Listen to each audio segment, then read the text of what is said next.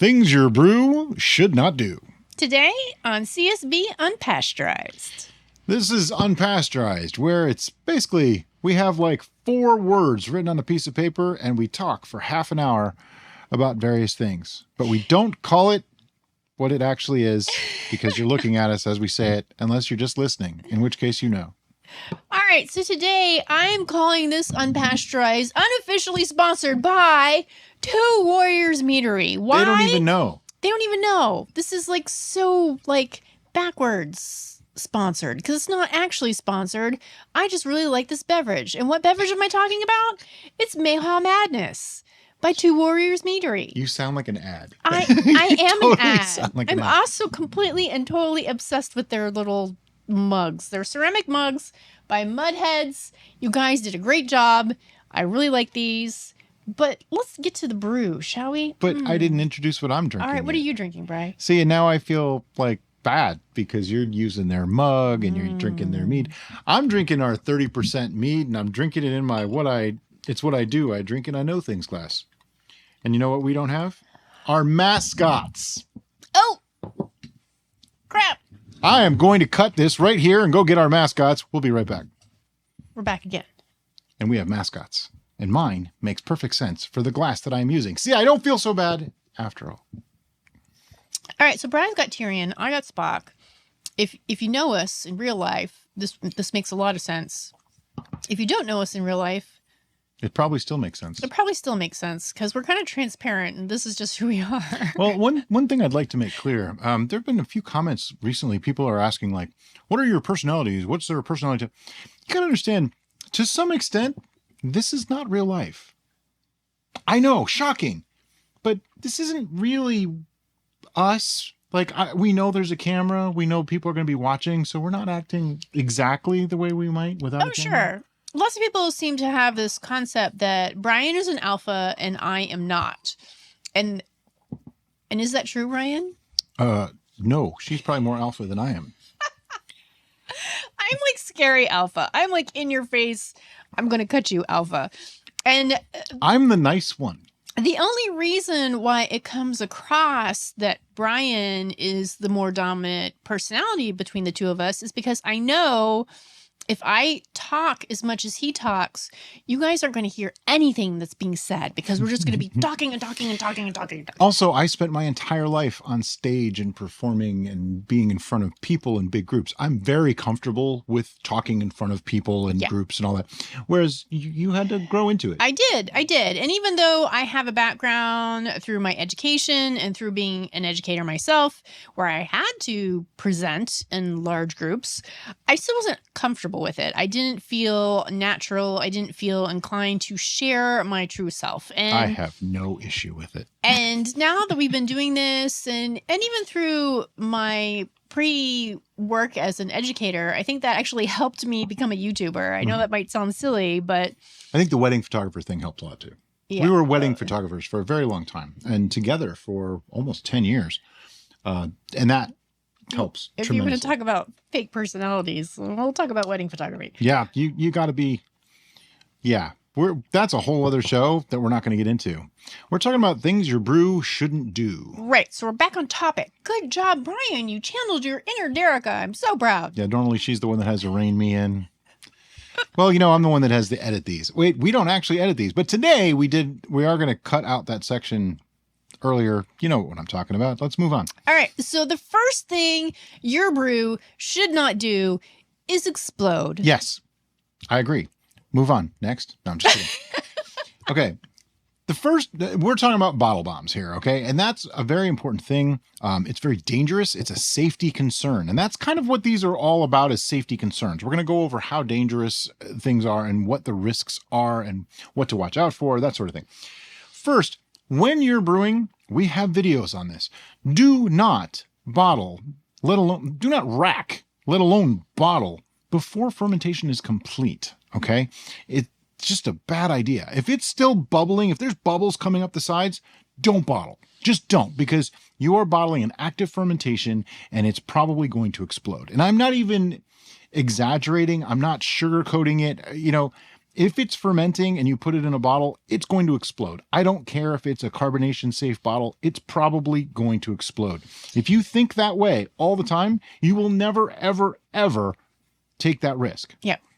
Yep. And that's why most of the time when people ask us a question on the comments, we ask, did you take a reading? Because lots of times that information is going to tell you so much about where you are in the process of fermentation. We don't really care so much what your ABV is because that's up to you. That's your preference, what you need, what you want from your beverage. What we want to know is where you are in the process of fermentation. And having those gravity readings is really going to help us who might be in the next city, the next state, the next country, who knows, be able to help you better because we'll have more information to work with. A starting gravity, an ending gravity, and a 1 week later ending gravity. Those are the important things.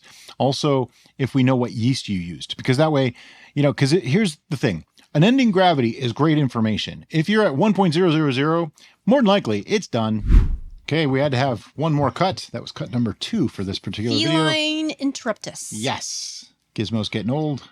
She almost did something she shouldn't do. And now she's screaming in the background.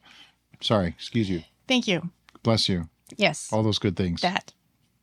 Because we're not making any more cuts just for a sneeze. So, where was I? We're at bottle bombs. Yeah. What part? How important it is to take gravity readings because you don't want an active fermentation in a closed environment, aka a bottle. I was getting to a final gravity. If you have a final gravity of 1.000, you can be pretty sure that it's done. But what if you get 1.030? Did you get that 2 weeks in a row? Did you only get that once?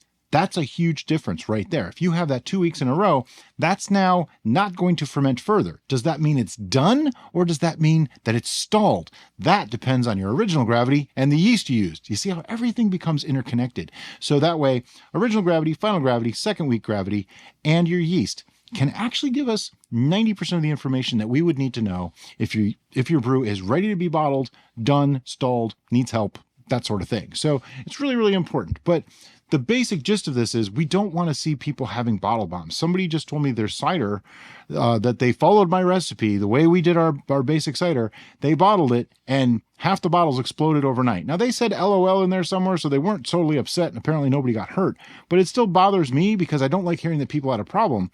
And my thinking is it wasn't done when they bottled it, because if it was, there's no way that would have happened if they actually followed our recipe. If you have any confusion on this, basically what's happening during the fermentation process is that the yeast are producing gas.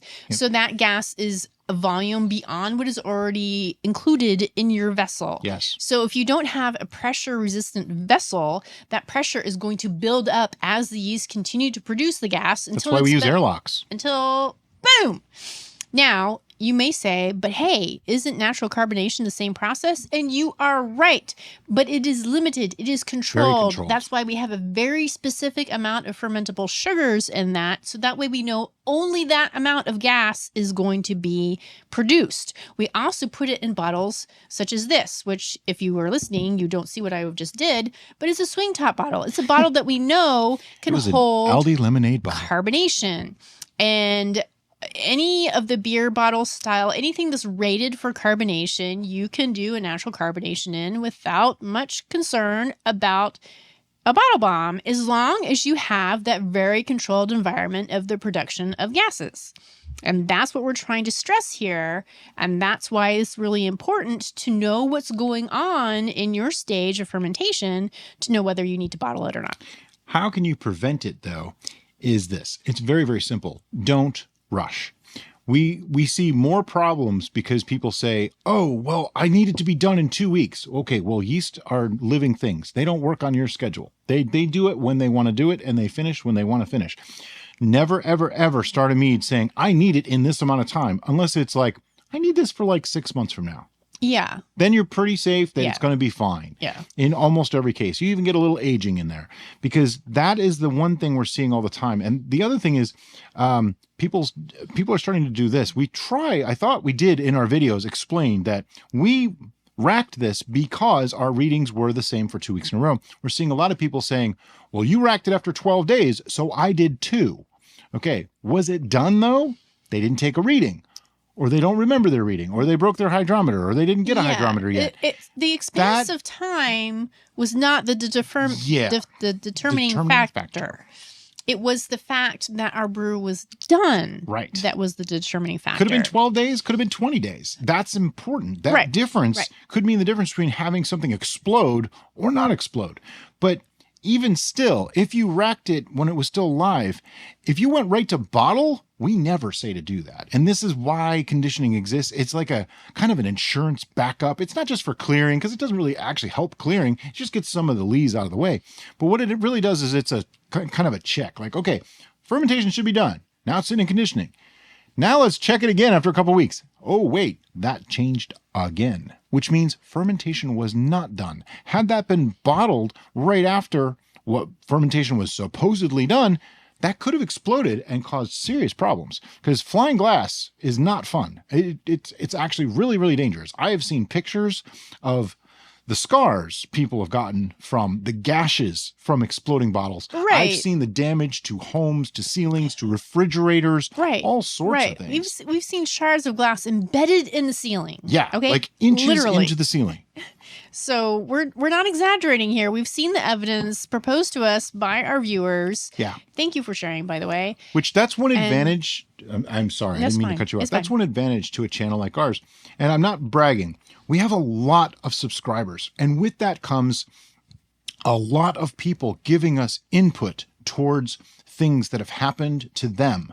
And that we learn more from you guys than from any other source out there. You guys teach us just as much as we're teaching you, because we're crowdsourcing every single bit of information.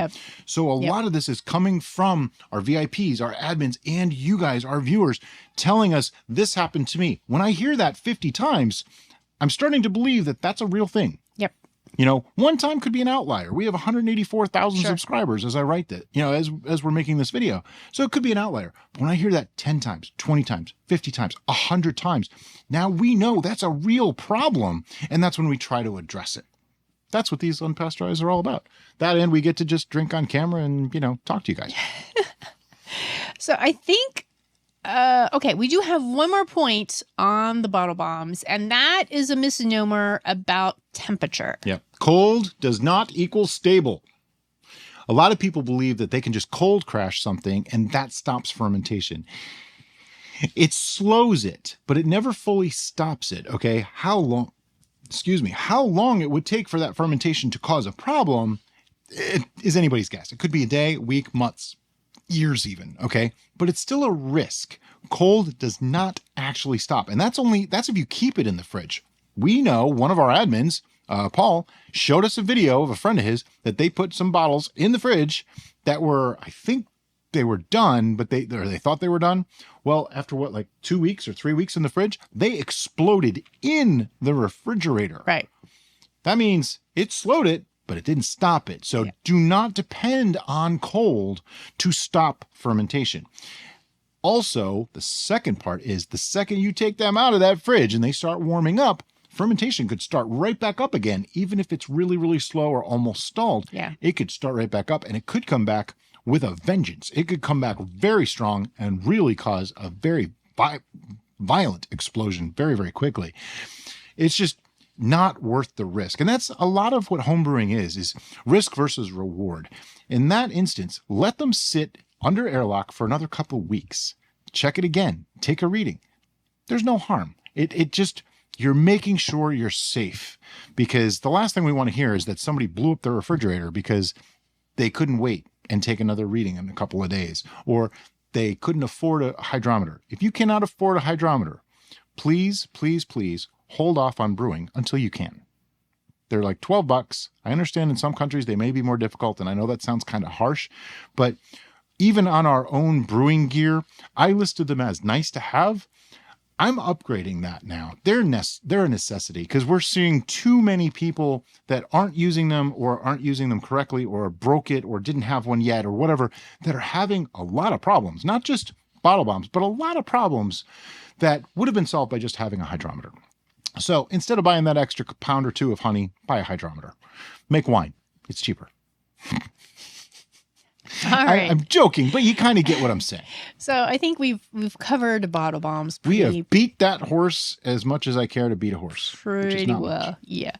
So we're going to move on to infections. And this is kind of an interesting topic because this is something you don't want to happen, or do you? Yeah, because not all of them are bad. Infections can happen from many, many sources. We're just going to cover a couple of them. The first, and probably the most common that people talk about, is an acetobacter infection. And what that is acetobacter is like yeast. It's everywhere.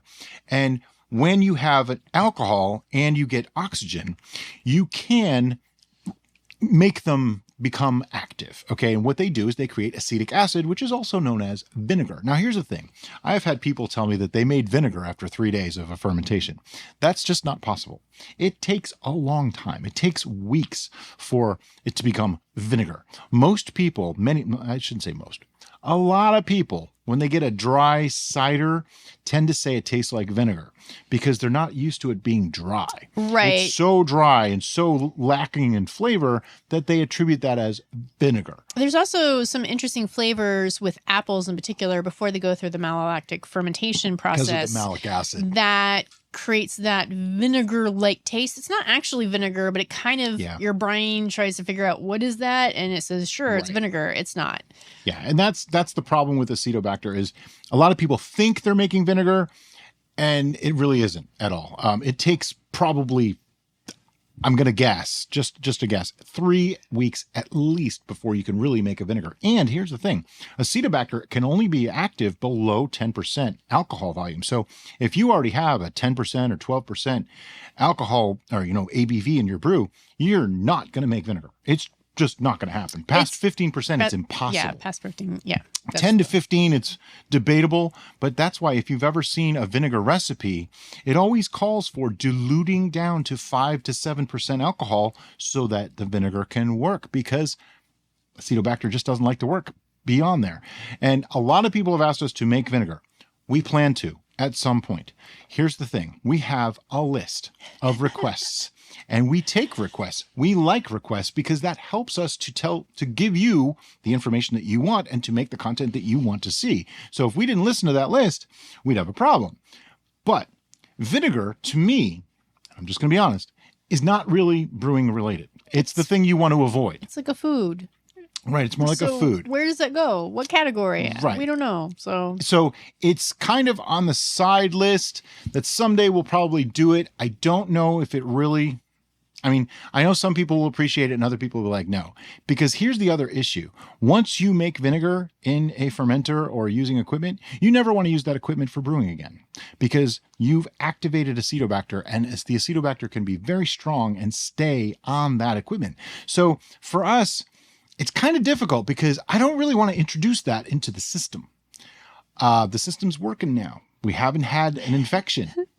We don't get infections. We just really don't. The worst thing we've had in 5 years was with that cider that we made. And I don't believe it was an infection. Somebody suggested something that was very interesting. They said because we blended the fruit, the blueberries, that the cyanide in the seeds could have caused that. I like the concept. I think in theory they have something, but the problem is there wasn't enough seeds in the blueberries to really be an issue. So I don't think that's it. And cyanide doesn't create a weird smell. It makes you sick. Yeah. So there's that. That's a mystery, but I believe this is the definitive theory that has been passed down through the ages by all of our viewers, everyone that gave me an opinion on that cider. Gandam tablets. No, it's the wood. Oh, the wood. Yeah.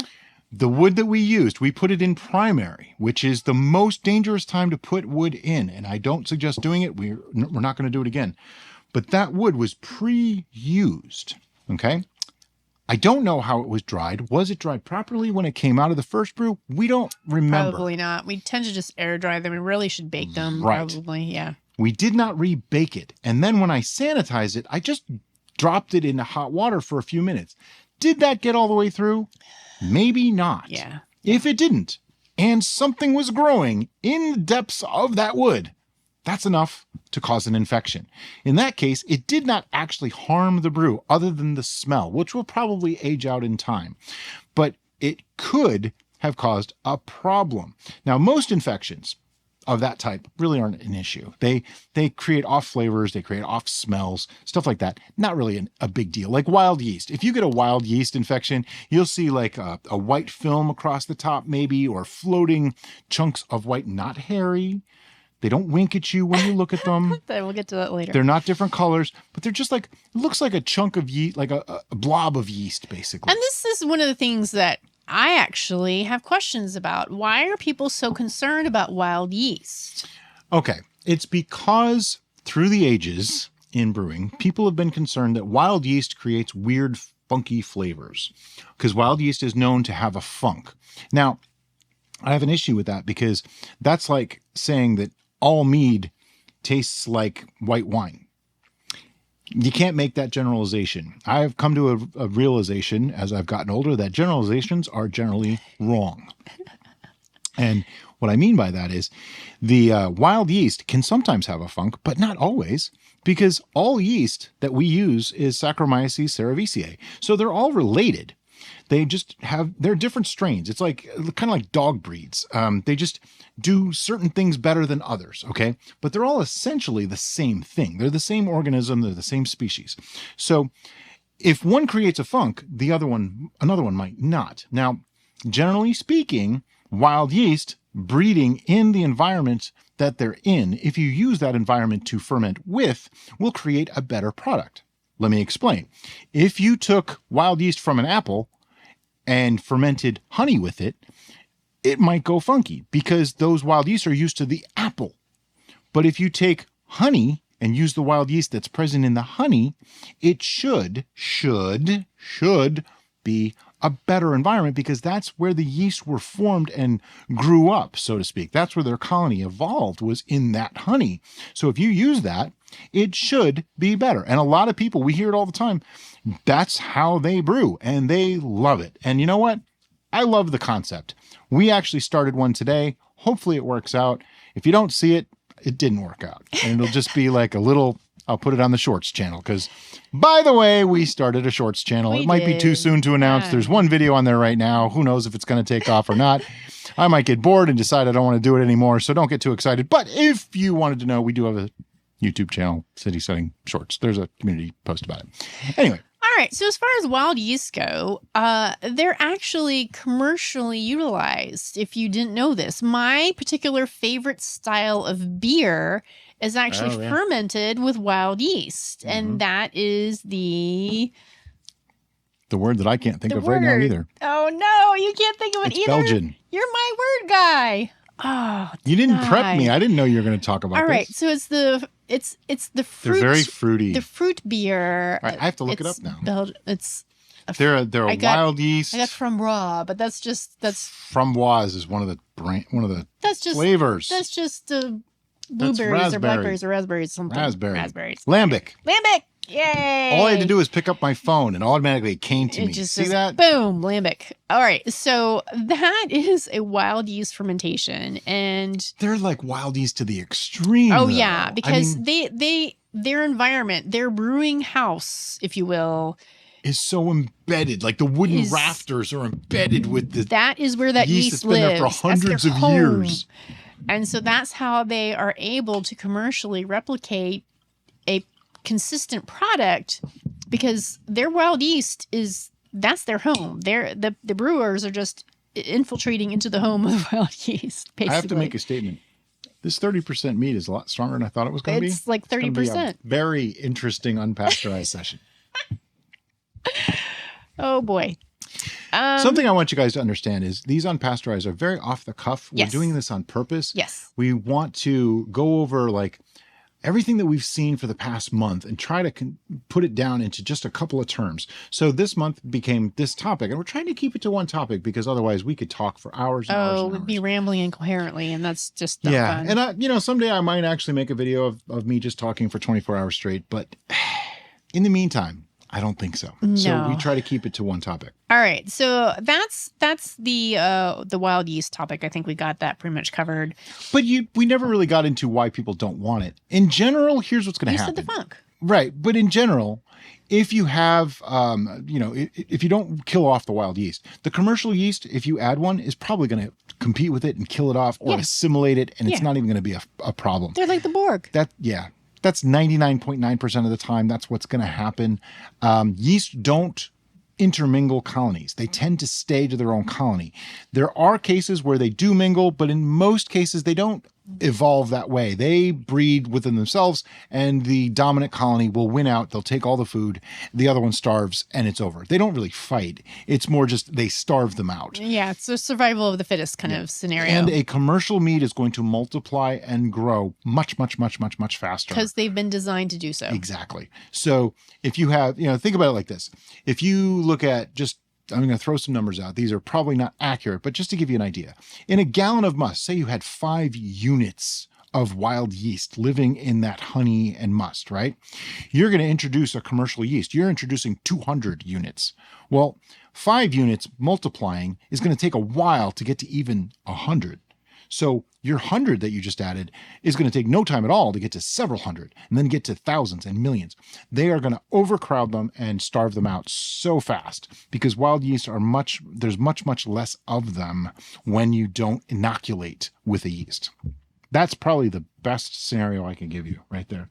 I like that. That works. That was good. All right. Let's move on to Brett's, shall we? Okay. Brettanomyces is one of the more beneficial infections if you like sours. Now, sour beers, sour ciders, sour meads, I'm not a fan. Nope. Neither of us really like them, but they are a thing. A lot of people like them. And you can actually inoculate with Brettanomyces. Is it a fungus? Bacteria? It's Brettanomyces. Let's just go with that. You can actually inoculate with that to create a sour. Now, if you get a white film across the top of your fermentation with big bubbles, and I mean like an inch across bubbles, it's probably Brettanomyces. It's just like a white film and it's really weird looking and you'll go, ew, and you might want to dump it. But before you do, take a taste of it. Brettanomyces is not a harmful bacteria. It's a bacteria. That's what it is. It's not harmful. It will not hurt you, but it does create a sour taste. It's kind of like an acetobacter in that respect, but it's not creating acetic acid. It's a different thing. I don't know it offhand because I did not get that information before we started this video, but it does create the sour. Okay. And the longer you leave it sit, the more sour it'll become. We've had it happen, before the channel started. Yep. A couple of times, and I had to do some research to find out what the heck that was. Yeah, we were like, what? And we tasted it, and we were like, okay, this doesn't taste horrible, but we don't like it. So it wasn't our thing, but some people may actually like sours. Someday maybe we'll do a Brett infection on purpose just to show it, but I don't know. I don't like sours. Yeah, it's not my thing. neither one of us do, so I don't know. Which is weird. I like whiskey sours, but I don't like that. True. I'm just now starting to like lemon juice. Okay. It took me 52 years to like lemon juice. Just now getting there. All right. So a caveat to that is that if it is not a full coverage of white and you just see little tiny blobs of white floating on the top, more than likely that's a yeast raft rather than a Brett infection. Also known as Kahm yeast, Kahm yeast, which is a type of wild yeast infection that's pretty harmless, really. Doesn't really do much. Just kind of floats. They just kind of sit there. Yeah. The worst it does is kind of freak you out because you're like, why is there stuff floating on my brew? A lot of people mistake it for mold. What you're looking for is hairs and a fuzzy appearance. Then it's mold. Yeah. If it's just literally looks like a little blob of dough, it's probably Kahm. And this is where I talk about mixing it in, like doing the shake up thing and mixing it in. If it comes right back, I'm probably going to say dump that. If it doesn't come back, it's not mold. Mold would come right back. So, but it's all about appearance. And I wish I could show you, those of you that are listening, but this is not meant to be all video. But what you're looking for is, it looks kind of literally like a blob of like a whitish dough that's floating, that's very smooth and almost shiny. Yeah, and that's why I think raft yeast Raft is the best. is a good term, because it just kind of just floating on there and it's not really doing anything. Right.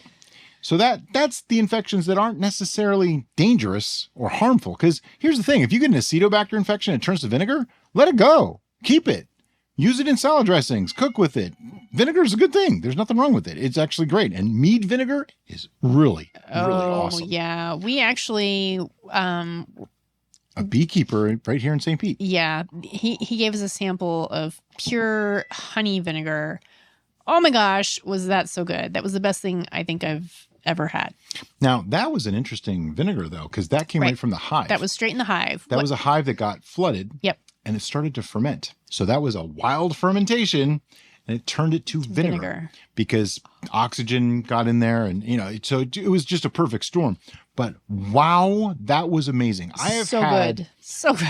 I have had some of the best balsamic vinegars in the world when I was in Italy. Oh yeah. This ranked up there with them. That's how good this stuff was. We don't know how old it was. That could have been in there for years before he got it. Yeah. Because somebody gave it to him. It wasn't even like he got it. Somebody gave it to him. Wasn't it like his daughter's hives? His daughter's friend or something. I think it was like even palmetto honey. It was. Might have been. Yeah. I don't know. It was so good though. But this was a good transition for us to go into mold specifically. Right. This is basically... This is the dangerous stuff. The one time we're just going to say, without hesitation... Dump it. Dump it. And we rarely ever tell people to dump things. Yeah. But if your mead winks back at you, dump it down the drain. If an arm reaches through the neck of the fermenter and grabs at your throat, when you look at it, dump it out. If you've created a new life form, dump it out. But you've kind of created a new life form just by adding yeast. Those life forms existed. You didn't create a new thing. No, they evolved. They're a new version of that life form. I'm sorry, I have to disagree with you there. But mold, okay, we all know what mold looks like. It looks like fuzzy, cottony, things like that. White, yellowish stuff that is mold. Then it also turns into blue mold, green mold, black mold. They tend to have spore-like little wings. The main thing is usually they're fuzzy. Yep. That is the biggest thing about mold. Yep. If you even think you have mold, ask us before you do it. But more than likely, I'm going to tell you to dump it out. Yeah. If it's white or off-white and not fuzzy, it probably isn't mold. Right. And that's the determining factor. If it's black, blue, or green, dump it out. Don't even bother wasting your time asking us. Just dump it out. Yeah. Because that's bad. Yeah. That's really bad. Yeah. And the reason why molds can be bad is because they have a toxin in them that they actually will drop into whatever they are ingesting. Okay. Because they're eating your mead or your brew. So they're dropping a toxin in there. That toxin can kill you. It's just that simple. It can kill you. Does it mean you're immediately going to die if you take one sip? No, of course not. Not necessarily. But to me, I'd rather throw away $20 or $30 worth of honey and brew than risk it. Yeah. So that's where I stand on that. We don't want to send anybody to the hospital. Yeah. And the last thing I want to hear is somebody that got sick because of something that we told them to do. Yeah. So even the yeast raft versus white mold, it's kind of they're close, okay? But one is fuzzy, one's not. Right. That's the difference. Fuzzy equals bad. Just remember that. If your yeast grows hair, it's bad. That's not good. That's a bad thing, and just dump it out.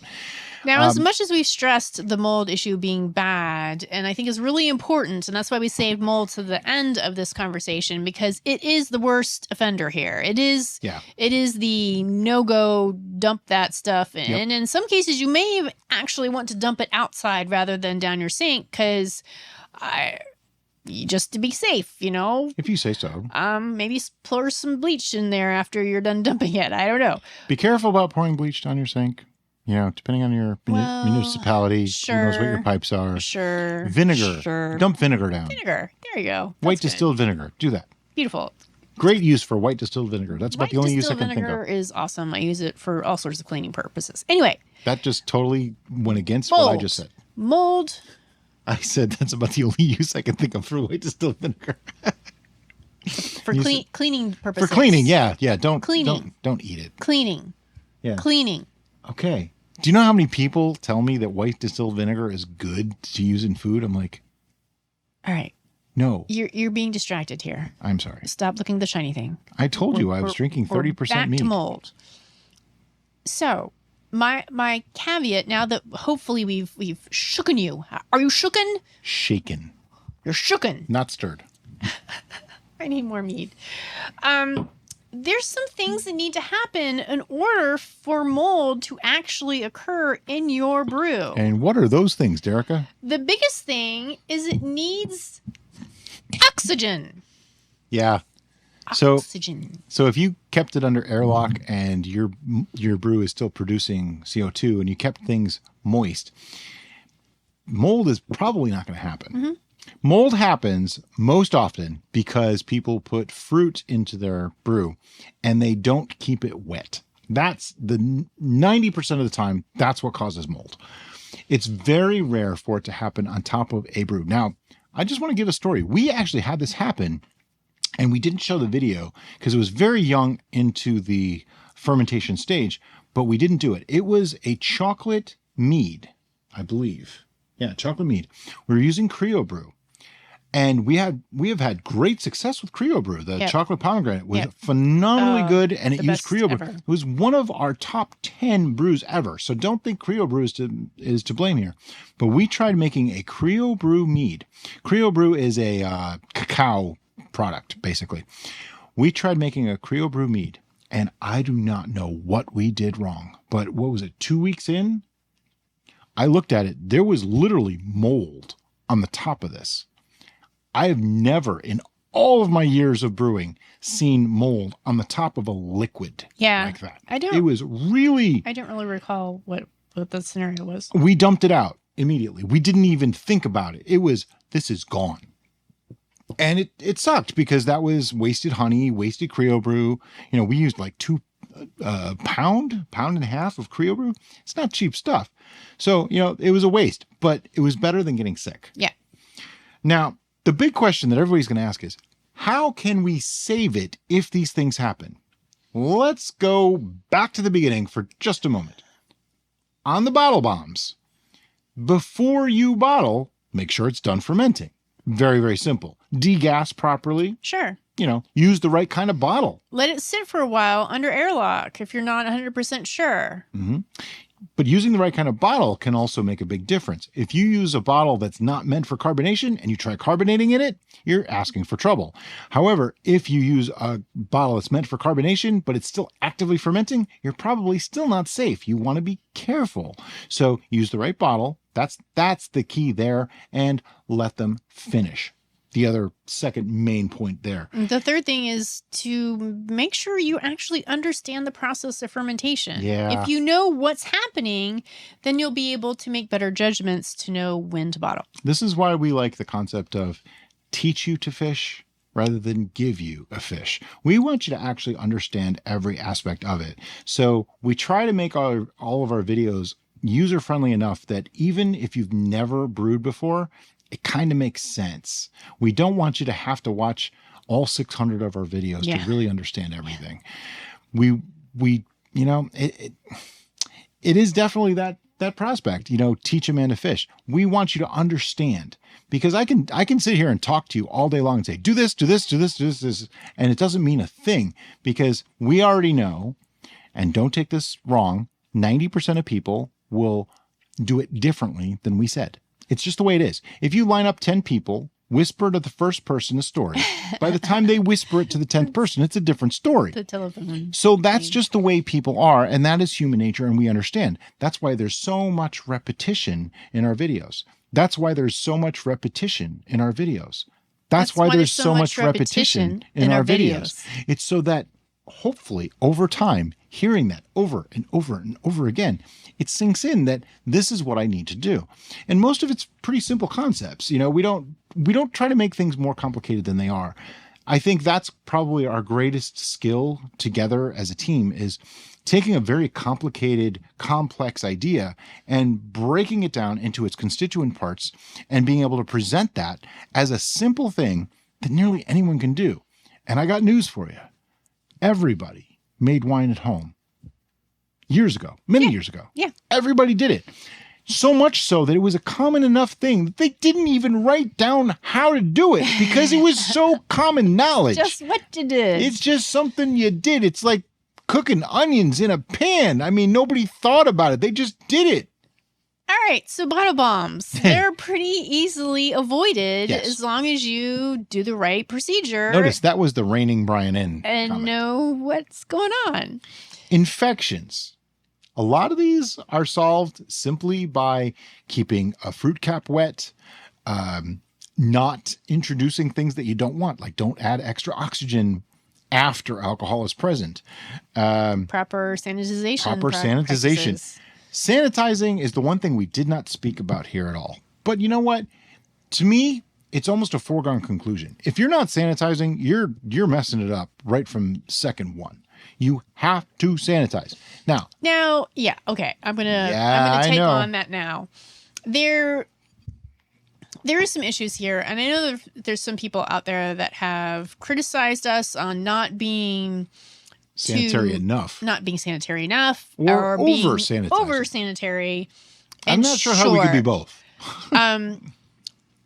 You may just clean with soap and water and never have had an infection, and that's fine and great and wonderful. But that one time that you do, just because you didn't go that extra step, you're probably going to be a little irritated with yourself. And that's what we're doing. We're trying to show, be as sanitary as possible, so that way you can solve many of the issues that may come about by not being sanitary.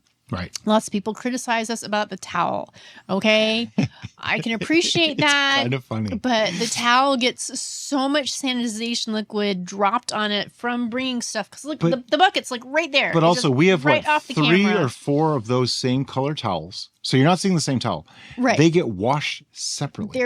There are Brew towels only for this. Yeah. They do not get used for anything else. Stored separate and everything. But regardless. And we can wring them out of sanitizer fluid when we're done. Regardless, the reason why we use that at all is because we're presenting to an audience. Yep. If it was no big deal for us to have our big giant tub on the table with us, we would just take it right out of the tub and shake it over the tub to get the excess off. You wouldn't see Derek at all. But that's not going to be very pretty for you to look at. So they wouldn't see you. They'd only see my face, and nobody wants that. Take that into consideration, that we're actually attempting to present in a visually pleasing manner rather than just show you. But yeah, I can appreciate why people get irritated about the towel, but that's... Well, they don't get irritated so much as we get a lot of questions. How do we sanitize the towel?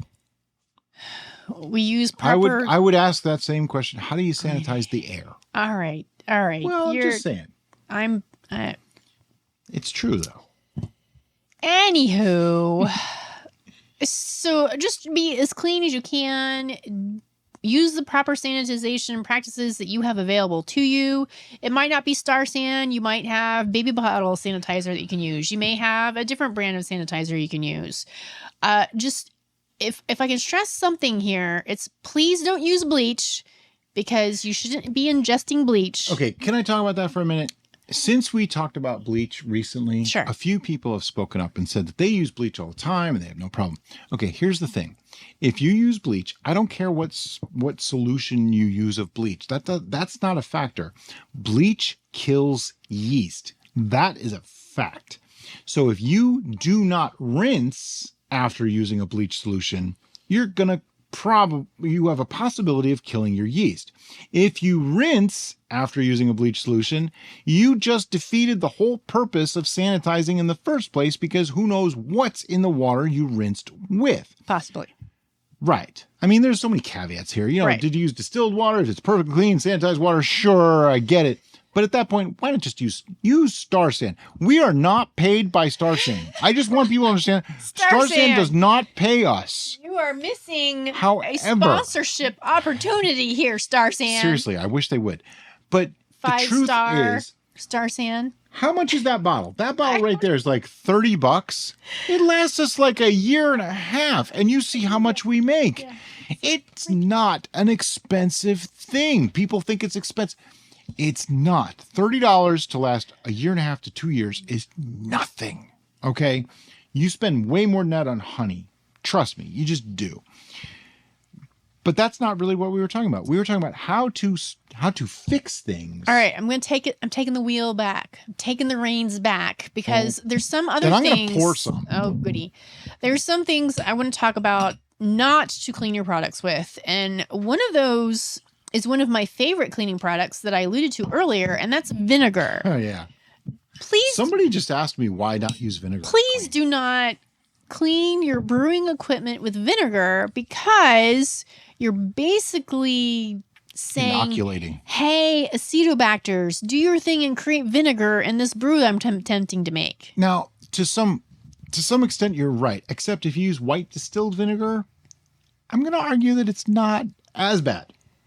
I'm still not saying do it. I'm saying don't do it. Sure. But, in all... At least distilled doesn't have full transparency. Sure. There's no mother. True. So it is just vinegar. It's just acetic acid. That's not necessarily... I still would suggest not using it.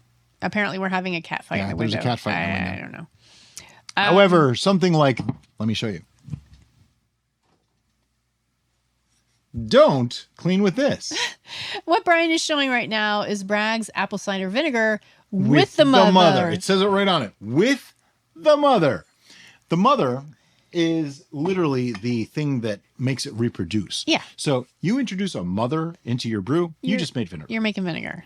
100% unequivocally, you're making vinegar at that point. Unless you're, over 10% or past 50%. But if you're cleaning and that's what you're using, then you're never going to get to above the 10%. Oh, no, because it's going to make vinegar before be like, it gets there. Vinegar time. All right. Yeah. So another thing that I want to stress not to sanitize with is anything that is harmful to you as a person. I agree. So like isopropyl alcohol is something you don't Rubbing want to alcohol, ingest. So don't fill your airlock with that. Wood alcohols. Don't clean with that because it's not good for you. Now, I know there's lots of you that are going to be like, alcohol's a poison. Yes, it is. You're right. But isopropyl alcohol, wood alcohol, methyl alcohol, those worse. are way worse than ethyl alcohol. So please keep that in mind. Yeah. All right. So that's how you deal with bottle bombs and avoid bottle bombs is that you don't. We were already into infections. We're talking about infections and mold. Now. How do we fix them? That was the question. Okay. That I had. How do you fix them? All right. So mold, you don't fix it. You just dump it down the drain. Infections, if you have a wild yeast infection, aging is probably going to get rid of most of the weird flavors that a wild yeast introduces. And if you're using a commercial yeast on top of that, then more than likely the commercial yeast is going to take over. You're probably not going to have a problem. So it should be fine. Brettanomyces, you cannot reverse it. Yeah, you're just going to have a sour. You have a sour. You have a sour. I hope you like sours. Yeah, if you don't like sours, give it to a friend. Find somebody who does. Yeah, find someone who does. Or, the drain always is welcome. And then acetobacter, you made vinegar. Yay! There's no reversing it. You made vinegar. Yeah, there's just no reversing it. People ask all the time, oh, mine turned to vinegar. How do I reverse it? Nope. But let me reiterate one more time for those in the back that weren't listening. Just because it's dry doesn't mean it's vinegar. Yeah. A lot of people do associate dry with vinegar. And I don't get it because I know what vinegar tastes like. I like vinegar. I use vinegar in a lot of my cooking. Yeah. It's a flavor that I really appreciate. But I do not taste vinegar in a dry brew. But some people, after a week, it's like, oh, this is vinegar. It can't be vinegar in 1 week. It's just not possible. Yeah, I think some people attribute the flavor of alcohol in a non-distilled spirit as being vinegary. It's possible. So if it's dry, they're getting more of the alcohol flavor because they don't have the sweetness to counter it. Instead of calling it vinegar, there's no nice way to say this. Learn what flavors are. Vinegar is vinegar, alcohol is alcohol, dry is dry. And I don't mean that to be rude. It's important because if you're a home brewer and you associate dry with vinegar, you're going to have some problems. Right. And I think one of the ways nicely I'm trying to be nice. To There's get your no palate nice way to say it. acclimated to that is go to the store, find a dry white wine. Yep. A dry white wine is going to replicate what you may be finding in your home brew that you may be attributing to vinegar when it's not. Right. So that will help you determine, this is actually just a dry beverage rather than it's actually something that turned to vinegar. Something you could also do to really know what vinegar tastes like is take an 8-ounce glass of water. This is absolutely critical. 8-ounce glass of water. 1 tablespoon of vinegar. Put it into the water. Taste that. Trust me. Doesn't taste like white wine at all. You don't want to drink vinegar straight. Nope. And Trust you me. I certainly don't want to inhale it. Nope. Because bad things will happen. Okay. I just a little background on that. I happen to be diabetic, and I know that vinegar helps slow down the progression of sugars into my bloodstream. So apple cider vinegar is a thing. I have an apple cider vinegar cocktail that I make every now and then. That's one thing. One day I decided I'm just going to cut to the chase and swallow some apple cider vinegar. I literally couldn't breathe for about 45 seconds. Please, please, please do not do that. That's why I say 8-ounce glass of water, 1 tablespoon of vinegar. I'm not even kidding. It was real. Her father was here. They both watched me suffocating until I could finally breathe. So don't do that. Don't do that. All right. I think we've covered everything we wanted to cover today. If anyone has any questions about anything that we talked about in this particular unpasteurized episode, or if you have suggestions on what you'd like us to talk about in the future unpasteurized episodes, leave your comments in the comment section below. That's what the comment section is for, by the way. We've had a few people ask, where can I ask a question? Right there in the comments. My response is, you just did. Really, we do get to the comments as much as we possibly can. I mean, I would say we answer probably 90% or better of the comments, if at all possible. I mean, we're human and it's a system. Sometimes they get missed, but we do try the best we can because we believe that without a viewership, we have no channel.